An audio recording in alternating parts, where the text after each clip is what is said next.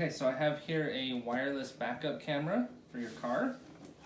I'm gonna go ahead and open the box, and we're gonna take a look at it, and then after we get it all unpacked and figure out how to do it, we're gonna go out and install it on my truck. So let's see what we got.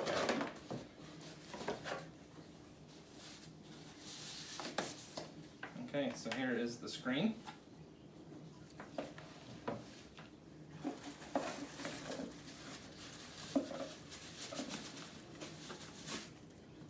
Here is the camera. And then here's a mount for the screen. And then some other mounts, depending on how you're going to end up mounting it. And then here is power cables and installation pieces, some wire clips, a whole bunch of accessories in there. And then here is the instructions.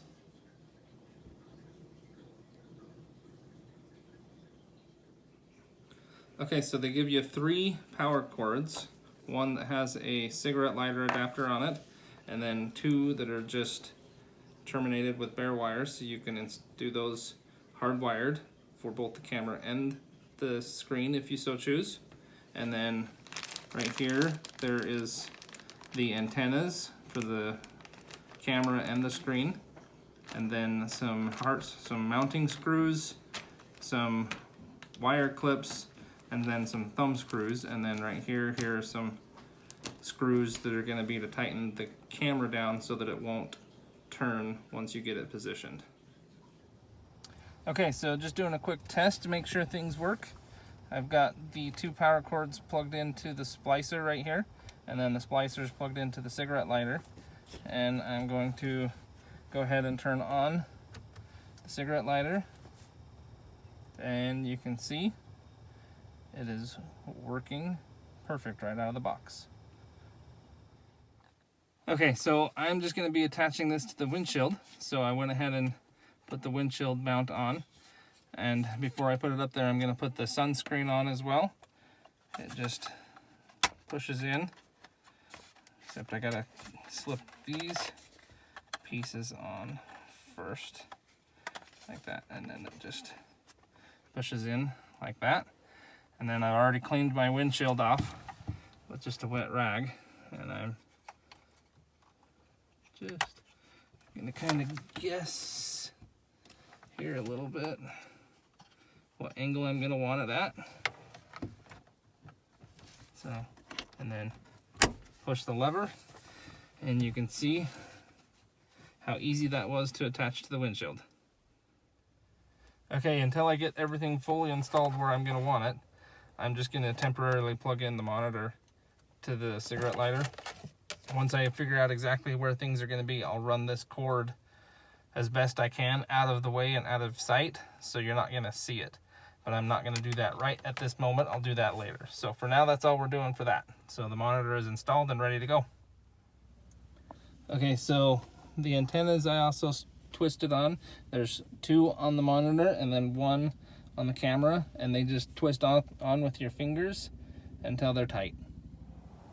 Okay, so I did some looking, and from what I can tell, the best spot to mount my camera is going to be using part of the license plate screw. So I'm going to go ahead and put this in here.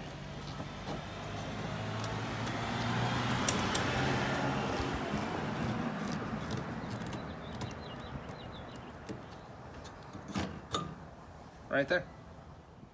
Okay, so I got this attached, and I ran the cord going down the bottom for now, and I will tap it into the electrical system on the back side on the bottom, and then it'll be a matter of a little bit of finalizing work, and then we'll be able to use it.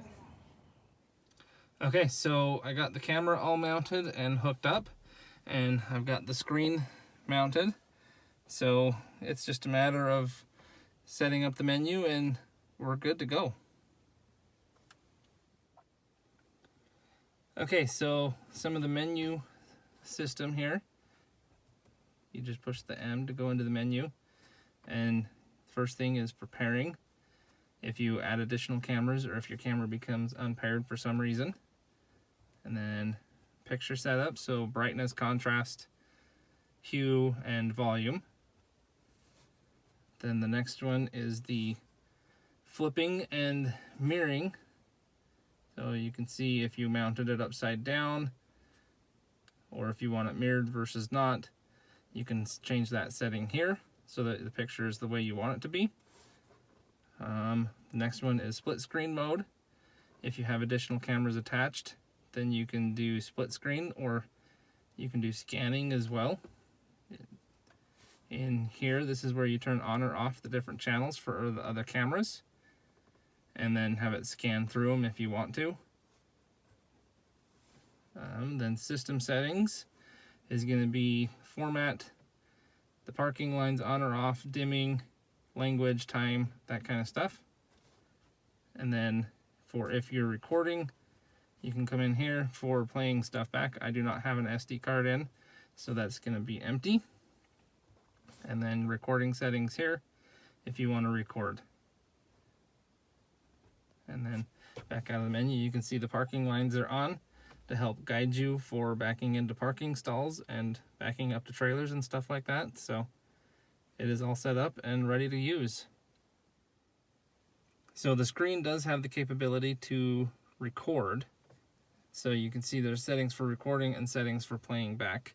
In order to use the recording feature, you need to install an SD card, which is done. You have to remove a little screw on the back and then slip the SD card in and then screw it back on.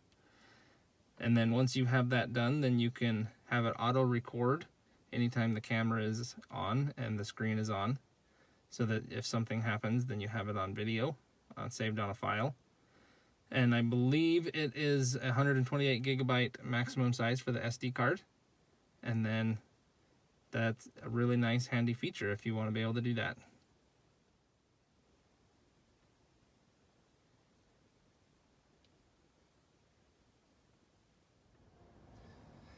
Okay, so this camera, backup camera, was easy to install. It's a really handy feature for somebody with a truck that likes to have trailers.